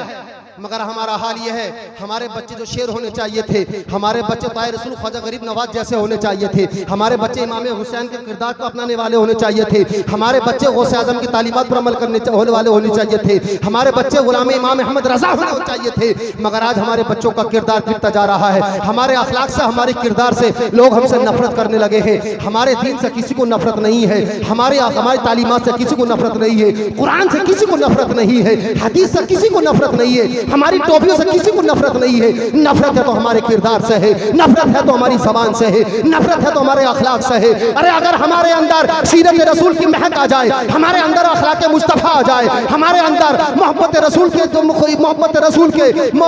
हमारे अंदर मोहब्बत रसूल के नगमे जगमगाने लगे, अगर हम अताए रसूल ख्वाजा गरीब नवाज के गुलाम बन जाए तो जिन गलियों से गुजरेंगे इंशाअल्लाह हम आज भी उन गलियों का, उन शहरों का, उन मकानों का, उन जगहों का माहौल बदलते हुए आज भी नजर। क्या आप नहीं जानते हैं अताए रसूल ख्वाजा गरीब नवाज रहने वाले फारस के, ये ईरान के रहने वाले, और आए कहां? हिंदुस्तान के सरजमीन पर। भारत की सरजमीन कहां थी? हुजूर अताए रसूल ख्वाजा गरीब नवाज के ना यहाँ ससुराल थी, ना उनके वालिद की ससुराल थी, ना उनका यहाँ नंसाल था, ना ददियाल था, कोई नहीं था, कोई रिश्तेदार नहीं। तने तनहा आए, आने के बाद में ऐसे माहौल में आए, जिन रास्तों से गुजर रहे हैं घंटियां बज रही हैं, जिन रास्तों से गुजर रहे हैं वहाँ दोहे की आवाज़ आ रही है, मगर अताए रसूल अब जिन रास्तों से गुजरते नजर आ रहे हैं वहाँ से कलमा तैयबा पढ़ने वालों की आवाज़ें नजर आने लगी। 80 लाख लोग को कलमा पढ़ाया। गौसे आज़म के पास बंदूक नहीं थी, गौसे आज़म के पास गन नहीं थी, गौसे आज़म के पास कोई तलवार नहीं थी कि लोगों के गन पॉइंट पर कहा कि कलमा पढ़। ऐसा नहीं था गौसे आज़म के हाथ में तलवार थी कि गर्दन तलवार पर दिखा के कलमा पढ़। नहीं नहीं, बिल्कुल नहीं। गौसे आज़म के पास तो लकड़ी की छुरी भी नहीं थी, हुजूर गौसे आज़म के पास तो लकड़ी की छड़ी भी नहीं थी, खाली हाथ रहते थे। मगर जिन रास्तों से गुजरते थे लोग रोक रोक कर कहते थे कि हमें कलमा पढ़कर मुसलमान। हुजूर गौसे पाक रज़ियल्लाहु ताला अन्हु की तालीमात भी यही है।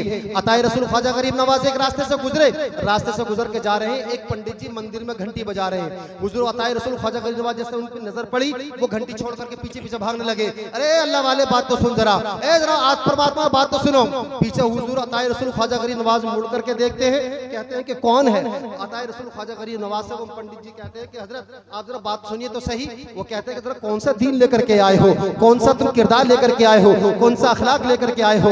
हुजूर अताए रसूल ख्वाजा गरीब नवाज कहते हैं पंडित जी जाओ मंदिर में जाओ, घंटी बजाओ, अपना काम करो। मुझसे क्या कहते हो? कहते नहीं नहीं, मैं तुम्हें रोज आता जाता देखता हूँ, मैं तुम्हारे चेहरे को देखता हूँ, तुम्हारे चेहरे पर नूर टपकता नजर आता है, मैं तुम्हारे अखलाक को देखता हूँ, ऐसा धनी अखलाक का मुझे कोई नजर नहीं आया है, ऐसा मुझे कोई परमात्मा नजर नहीं आता है। अरे तुम्हारे किरदार को देखता हूँ, तुम्हारा किरदार 100 में नहीं लाखों में एक नजर आता है। अरे तुम कौन सा किरदार लेकर के आए हो, किस खानदान से तुम्हारा ताल्लुक है? अताए रसूल ख्वाजा गरीब नवाज कहते हैं कि मेरा खानदान और पूछता है, मेरा खानदान दुनिया में सबसे आला है, मेरा दीन पूछता है तो मेरा दीन इस्लाम है, मेरी तालीमात पूछता है तो मेरी तालीमात मखलूक की सेवा करना है। वो कहता है कि अताए रसूल तुम्हारी सब चीजों को मैं जानता हूँ, हाथ बढ़ाकर मुझे कलमा पढ़ा करके मुसलमान बना लो।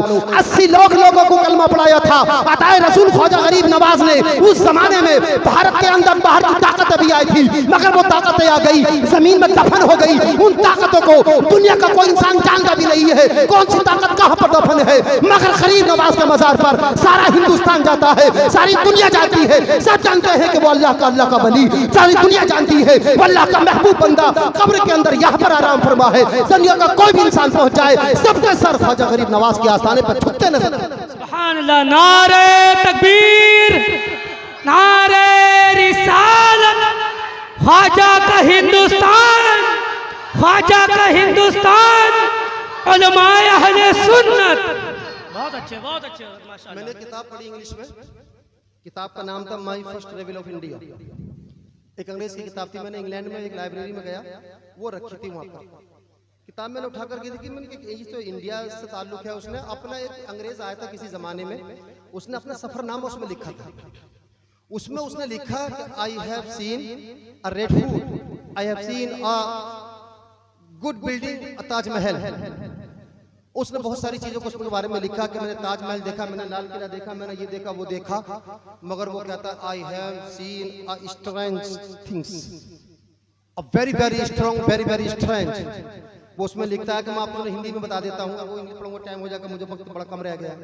वो कहने लगता है कि मगर मैंने एक ऐसी अजीब तरीन चीज देखी है, ऐसी अजीब गरीब चीज हिंदुस्तान में देखी कि मैंने आज तक इससे पहले कभी नहीं देखी। बहुत बहुत बड़ी चीजें देखी हैं मगर ऐसी चीज कोई नहीं देखी। वो कहता है कि हु एनीवन अगर विल बी आस्क मी कि what do you have seen, तो you calling is very very strange.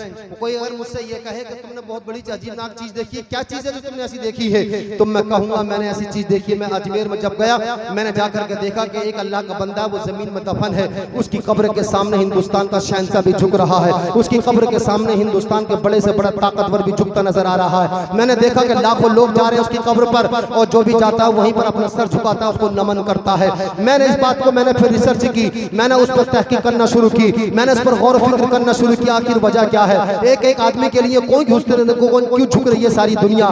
जब मैंने उसकी जिंदगी का मुताला किया, उसकी हिस्ट्री को जब मैंने पढ़ना शुरू किया, उस पर जब मैंने रिसर्च करी, मैं इस नतीजे पर पहुंचा वो एक बंदा था जो रहने वाला ईरान का था और हिंदुस्तान के सरजमीन पर गया, जो वहाँ की भाषा को भी नहीं समझता था, वहाँ के कल्चर को भी नहीं जानता था, वहाँ उसका कोई रिश्तेदार नहीं था, मगर उसने तने तनहा शख्स ने सारी हिंदुस्तान के अंदर इनकलाब बर्पा कर दिया।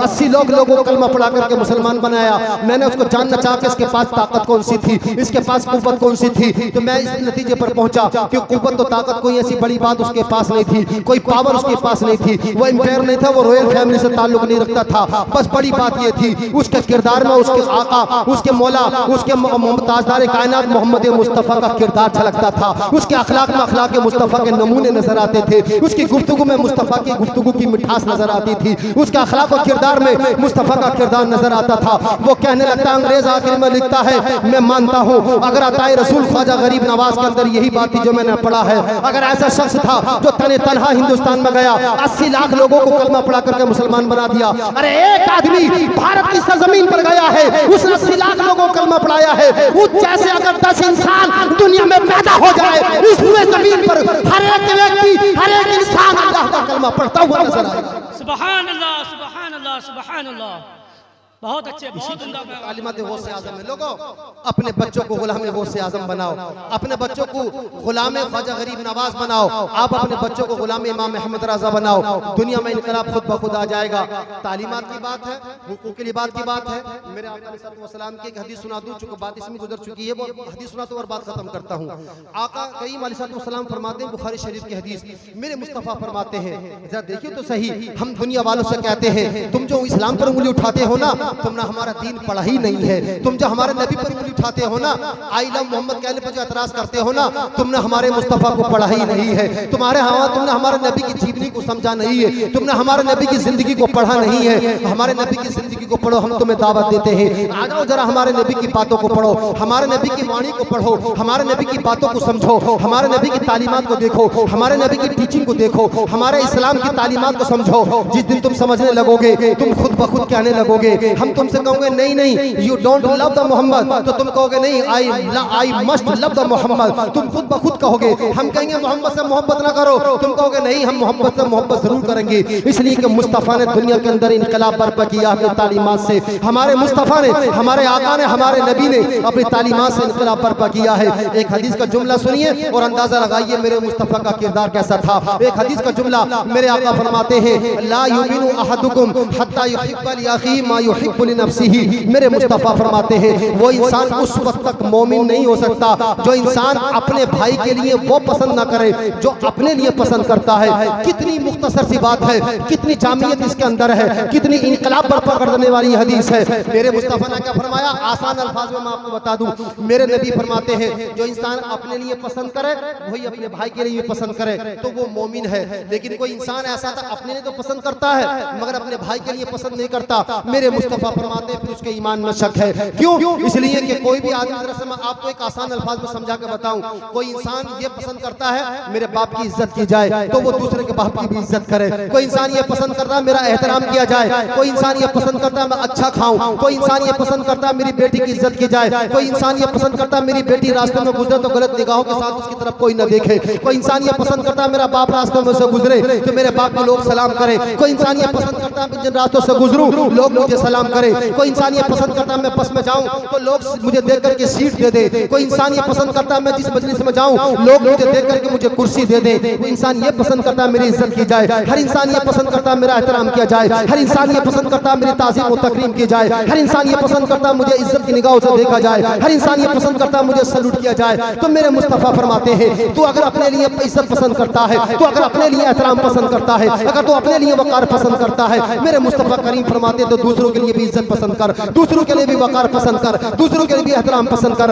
अगर तू ये चाहता है कि तेरी बेटी की तरफ कोई निगाह उठाकर न देखे तो तू भी किसी की बेटी की तरफ निगाह उठाकर न देख। तू ये चाहता है मेरी बीवी अगर मार्केट जा रही है तो मेरी बीवी की जानिब कोई गंदी निगाह उठाकर न देखे तो तू भी किसी की बीवी की जानिब नंगी गंदी निगाह उठाकर न दे। तू ये चाहता है कि तेरे लिए कुर्सी छोड़ दी जाए तो तू भी दूसरों के लिए कुर्सी छोड़ दे। तू चाहता यह है तेरे लिए मिंबर खाली कर दिया जाए तो तू भी दूसरों के लिए मिंबर खाली कर। तू चाहता यह है तुझे खाने के लिए बिरयानी दी जाए तो तू भी दूसरों के लिए बिरयानी पसंद कर। मगर तेरा मिजाज तो बदला हुआ है। तू चाहता है मैं इसी रूम में रहूं मगर मेरा पड़ोसी जो है ना उसे एसी नसीब ना हो। तू चाहता यह है मैं 4 व्हीलर में घूमूं मगर मेरे पड़ोसी को 2 व्हीलर भी नसीब ना हो। तू चाहता यह है कि मेरी बेटी की जानिब कोई निगाह ना उठाए और मगर तेरी निगाहें ऐसी है किसी की बेटी जाती है तो दूर तक उसको तू ताकता रहता है। तू चाहता यह है तेरी बीवी की जानिब कोई गंदी निगाह से न देखे मगर तेरी निगाहें ऐसी है किसी की बीवी गुजर रही है तेरी गंदी निगाहें उसका पीछा करती रहती है। तू चाहता यह है जिन मजलिसों में मैं जाऊं लोग मुझे इज्जत की निगाह से देखे, लोग मुझे सलाम करें मगर तेरा हाल यह है कोई तेरी महफिल में अगर आ जाए तो उसे तू इज्जत जगह देना पसंद नहीं करता है। मेरे मुस्तफा फरमाते हैं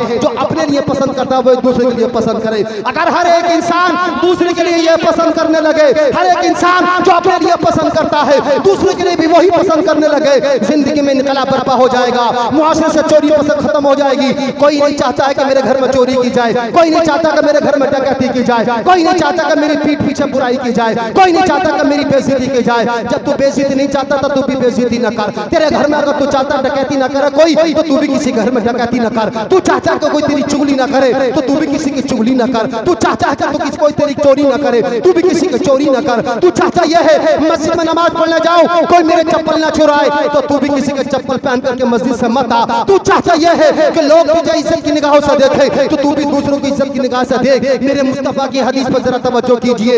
एक एक नुक्ता मेरे नबी का, एक एक लफ्ज मेरे नबी का कितना कौसर और तस्नीम में धुला हुआ है। मेरे मुस्तफा ने फरमाया मुआशरे में इंसान हर एक इंसान चाहता है इज्जत की जाए। अगर वो दूसरों की इज्जत करने लगा मुआशरे से झगड़े खत्म हो जाएंगे, मुआशरे से चोरी खत्म हो जाएगी, मुआशरे से डकैती खत्म हो जाएगी, मुआशरे से तौहीन खत्म हो जाएगी, मुआशरे से चुगली खत्म हो जाएगी, मुआशरे से बुराई खत्म हो जाएगी। यही हुकूकुल इबाद है। और लोगों जो तुम अपने लिए पसंद करते हो वही दूसरों के लिए पसंद करो। तुम चाहते ये हो कि तुम्हारे घर के अंदर दरवाजे के अंदर सफाई रहे, कोई तुम्हारे दरवाजे पर पान खाकर न थूके तो ये अल्लाह के बंदे तू भी किसी के दरवाजे पर पान खाकर न थूक। तू चाहता ये है तेरे घर पर सफाई रहे तो अल्लाह के बंदे तू भी किसी दूसरे के घर के सामने कूड़ा ना डाल। हम देखते हैं गलियों में, हम देखते हैं रास्तों में कोई भी इंसान अपने घर से कूड़ा उठाता है दूसरों के दरवाजे के सामने डाल देता है। तूने अपने दरवाजे के सामने क्यों नहीं डाला? इसलिए ना कि गंदगी होगी, अच्छा नहीं लगेगा। तो दूसरे के दरवाजे के सामने तूने कूड़ा डाल करके क्यों कमाल किया है? दूसरे के दरवाजे के सामने तूने क्यों कूड़ा डाल दिया है? क्या उसको सफाई पसंद नहीं है? मुसलमानों अपने अंदर इस हदीस पर अमल कर लो, इनकलाब बर्पा हो जाएगा। सच बोलना सीख लो, अपने बच्चों को सच बोलना सिखाओ, मुआशरे के अंदर इनकलाब बर्पा हो जाएगा। झूठ बोलना छोड़ दो, मुआशरे के अंदर इनकलाब बर्पा हो जाएगा। नमाज पढ़ना सीख लो, मुआशरे के अंदर इनकलाब बर्पा हो जाएगा। चुगलियां करना छोड़ दो, मुआशरे के अंदर इनकलाब बर्पा हो जाएगा। एक दूसरे की बुराइयां करना छोड़ दो, मुआशरे के अंदर इनकलाब बर्पा हो जाएगा। अपने दरबार मजलिसों में आने वालों को जगाए दो, दूसरों का एहतराम करो, मुआशरे के अंदर इनकलाब बर्पा हो जाएगा। लोग एक दूसरे की इज्जत करेंगे, लोग एक दूसरे के मुआशरे में एहतराम करेंगे, लोग एक दूसरे को इज्जत की निगाहों से देखेंगे, लोग एक दूसरे को ग्रेटनेस देंगे, एक दूसरे की इज्जत करेंगे, एक दूसरे की आत्मा का ख्याल रखेंगे, एक दूसरे के सम्मान अपमान का ख्याल रखेंगे तो इंशाअल्लाह मुआशरे के अंदर से अपमानजनक बातें खत्म हो जाएंगी, मुआशरे से चुगली खत्म हो जाएगी, बुराई खत्म हो जाएगी, झूठ खत्म हो जाएगा। अरे इंसान जो अपने लिए पसंद करता है अपने लिए अपने भाई के लिए वही पसंद करे, मुआशरा खूबसूरत हो जाएगा, मुआशरे में इनकलाब बर्पा हो जाएगा, मुआशरे में इंसान फरिश्ता शफकत बन जाएगा। बेशक। नारे तकबीर, नारे तकबीर, नारे रिसालत, उलमाए अहले सुन्नत, जश्ने गौसुल वरा, फैज़ाने गौसे आज़म, ख्वाजा का हिंदुस्तान, मुफ्ती आसिफ रजा बरकाती। बहुत अच्छे माशाल्लाह। अभी मेरे दिए हुए टाइम में 5 मिनट बाकी है। उन 5 मिनट में मैं आपको आखिरी मैसेज देकर के जा रहा हूँ। जब हमारी तरबियत हमारे बच्चों की घर से अच्छी होगी तो वो बच्चे मुआशरे में जहां भी जाएंगे, अगर वो दुकान पर खड़े होंगे तो अपने किरदार से वहीं पर इस्लाम की तबलीग करते नजर आएंगे। अगर वो किसी ऑफिस में काम करेंगे तो वहां भी अपने दीन को रिप्रेजेंट करते हुए नजर आएंगे। मगर मुआशरे की तालीम तरबियत उसी वक्त अच्छी होती है जब हमारे घरों की तरबियत अच्छी होती है। ये बच्चे आसमान से नहीं टपकते, ये नौजवान आसमान से नहीं आए, ये हमारे तुम्हारे घरों में पैदा हुए हैं। यहीं से घरों से निकल निकल कर ये रास्तों में भीड़ लगा रहे हैं। मुझे एक बात याद आ रही है, मैं थोड़ा सा शेयर कर दूं, आपको बता दूं, उसके बाद बात खत्म कर रहा हूं। एक दौर गुजरा है कि जब हिंदुस्तान में अंग्रेजों का दौर था। पहले जैसे कि ऐसा होता है ना कि जैसे जगह जगह वो होता है कि एक स्टेट की अलग अलग ट्रेजरी होती है, अलग स्टेट का अपना एक वित्त मंत्रालय होता है। पहले अंग्रेजों ने जून बना रखे थे, जैसे बनारस, मिर्जापुर, भदोही सबको मिलाकर के एक जून बनाया, मंडल बनाया। उस मंडल में एक कोषगार होता था। कोषगार का मतलब वित्त मंत्रालय होता था। वहां पर खजाना रखा जाता था, उसी से सबकी तनख्वाहें दी जाती थी, उसी से आपदा आती थी, वहीं से तकसीम की जाती थी। तो उस जमाने में एक चिश्ती सिलसिले के बहुत बड़े बुजुर्ग थे, नाम था उनका शेख सिराजुद्दीन रहमतुल्लाह ताला अलैह। बहुत अहम बात आपको बता रहा हूँ, देखिए मुआशरे में कैसे इनकलाब बर्पा होता है। और यकीनी तौर पर अगर हम अपने नबी की तालीमात को अपना लें और सही तौर पर इस्लाम की तालीमात को अपने अंदर उतार लेना, तो हम जहां खड़े हो जाएंगे समझ लो दुनिया वहीं से शुरू हो जाएगी। बहुत अच्छे। हमारा इस्लाम बड़ा सच्चा मसला है। Islam is a religion of peace, doesn't support terrorism. Islam अमन शांति का मजहब है। दूसरों ने हमारे मजहब पर ये लेबल लगाया टेररिज्म का। हमारा मजहब अमन शांति का मजहब है। दुनिया की तालीमात पढ़ लीजिए, सबसे ज्यादा पीसफुल, सबसे ज्यादा अमन शांति का जो पैगाम देती है वो इस्लाम की तालीमात। शेख सिराजुद्दीन को वित्त मंत्री बना दिया, वजीर खजाना बना दिया। अब ये वजीर खजाना होता है, उसके नीचे बहुत सारे लोग होते हैं काम करने वाले। कोई मुंशी होता है, कोई क्लर्क होता है, कोई ला करके कोई टैक्स वसूल करके लाकर जमा करने वाला होता है, कोई रेवेन्यू ऑफिसर होता है, बहुत सारे होते हैं उसके नीचे। और खास तौर पर ऐसे ऑफिस में, ऐसे महकमे में लोग बेईमान ज्यादा हो जाते हैं। जब किसी के सामने माल आता है ना जनाब, तो दौलत देखने के बाद में ईमान को बचाना बड़ा मुश्किल होता है। कोई ये कहे कि ये चोरी नहीं करता, बड़ा नेक आदमी है, तो उससे पूछिए कि ऐसे चोरी करने का मौका मिला है? अगर किसी को चोरी करने का मौका मिला फिर भी चोरी न की, तब कहिए कि नेक आदमी। लेकिन चोरी करने का मौका ही उसको नहीं मिला, माल कहीं मिला ही नहीं उसको, ऐसा मौका में फिर कहें कि बड़ा नेक आदमी चोरी नहीं करता, तो ये जब वो वजीर खजाना बने, शेख सिराजुल हक चिश्ती रहमतुल्लाह ताला अताए रसूल ख्वाजा गरीब नवाज के सिलसिले के बुजुर्ग वजीर खजाना बना दिया। उनके नीचे के लोग थे बड़े करप्टेड थे, वही घूस खाते थे, रिश्वत खाते थे, कोई ऑन द टेबल, कोई अंडर द टेबल। उन लोगों को बड़ी दिक्कत हुई, बड़ी तकलीफ हुई, यार ये पता नहीं कहां से हम पाकर मुसल्लत हो गए। और होता है ना, किसी स्कूल में प्रिंसिपल स्ट्रॉन्ग आ जाए ना तो स्टाफ को बड़ी परेशानी होने लगती है, अरे यार ये कहां से आ गए, हर वक्त पढ़ने पढ़ाने की बातें करते हैं। और किसी महकमे में पुलिस ऑफिसर अच्छा आ जाए, डीएम अच्छा आ जाए, तो नीचे के जितने भी लोग होते हैं उन्हें बड़ी तकलीफ होती है, यार ये पता नहीं कहां से आ गया, सख्ती कर रहा है, ना खा रहा है ना खाने दे रहा है, ना आराम कर रहा है ना करने दे रहा है। वो आए मंत्रालय में आकर के बैठे, अंग्रेजों ने मंत्री बना दिया, उनको वजीर खजाना बना दिया, तो नीचे के अधिकारियों को बहुत परेशानी हुई, खासतौर से उन लोगों को जो लोग करप्टेड थे, जो खाते थे रिश्वत। चूंकि वो ना तो खुद खाते थे ना दूसरे को खाने देते थे, एक एक पैसे का हिसाब लेते थे।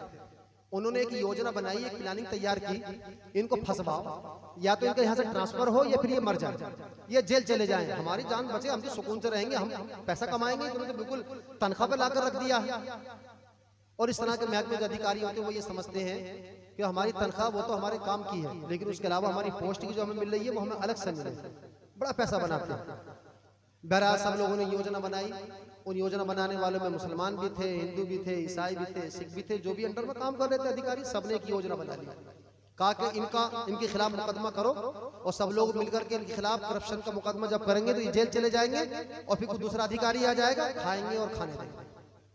इनके खिलाफ अंग्रेज की कोर्ट में जाकर के मुकदमा कर दिया। उसका जो जस्टिस था वो अंग्रेज था। उसने इन मौलाना को बुलाया, कहा कि आप अपनी सवाब के खिलाफ मुकदमा हुआ है, क्या आप अपनी सफाई में कुछ कहेंगे? मैं आपको ये बात समझाने लगा हूं कि अगर हमारे बच्चों के अंदर इस्लामी तालीमात आ जाए ना, तो जहां भी खड़े होंगे वहीं इस्लाम का बोलबाला कर देंगे। बेशक बेशक। आप अपनी सफाई में कुछ कहना चाहेंगे? आपने फरमाया कि मैं अपनी सफाई में बिल्कुल कहना चाहूंगा मैं चोर नहीं हूं। तो कहते सब कहते हैं दलील दो।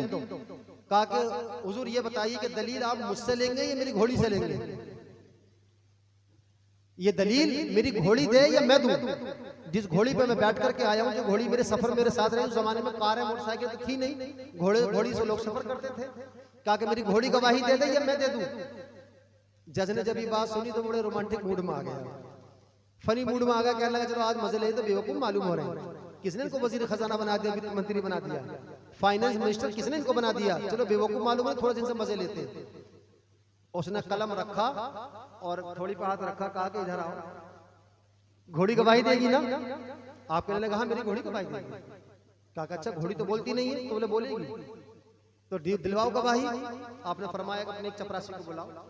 चपरासी को बुलाया, बुलाने के बाद में कहा कि तुम जंगल जाओ और किसी आदमी किसी एक खेत में से जाकर बगैर किसी की इजाजत के चारा काट के ले आया।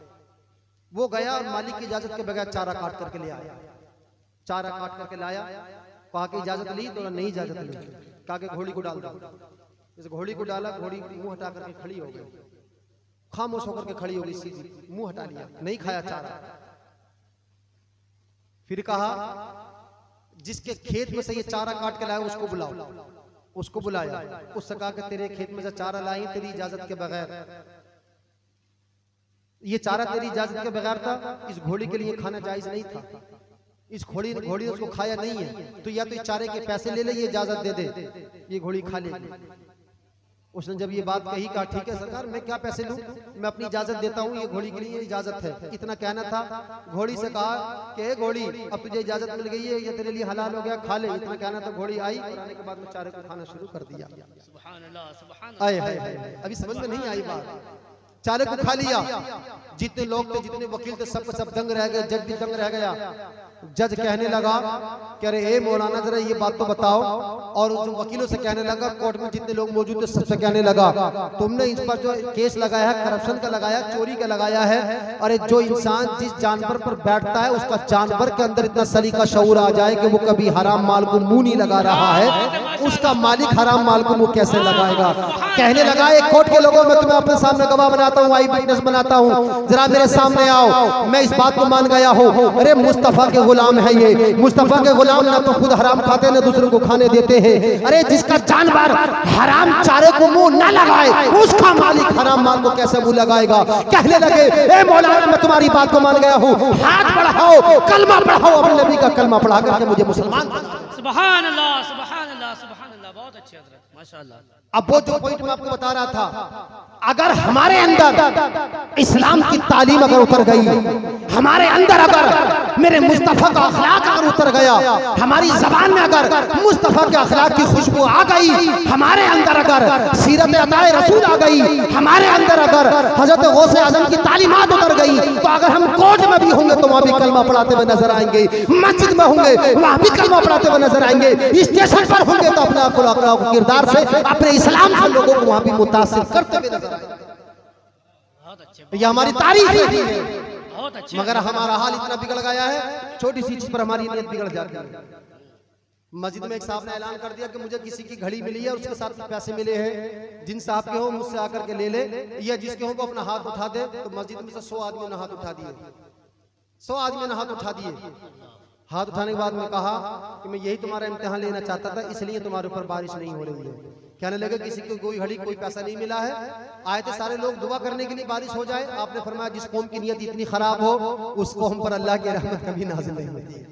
बहुत अच्छे, बहुत अच्छे। घड़ी किसी की नहीं खोई, पैसे किसी की नहीं खोए, मैं तुम्हारा इम्तिहान ले रहा था, किसी की घड़ी नहीं है, 100 लोगों ने हाथ उठा दिए।